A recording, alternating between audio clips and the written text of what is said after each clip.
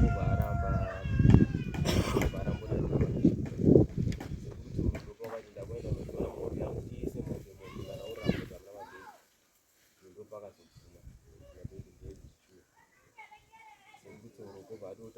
mamwe mazitedu kuti vamwe wapo ndifidelis nai vakatidaro vakatoenda vakanotora mazoezi aya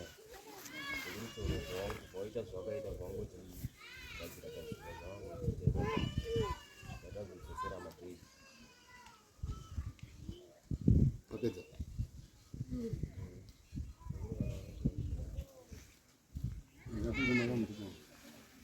saka mucha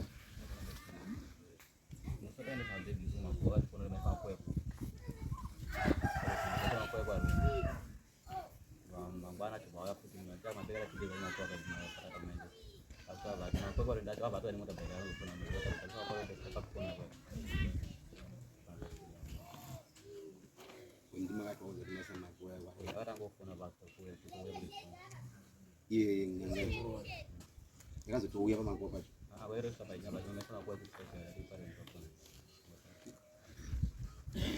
vakomana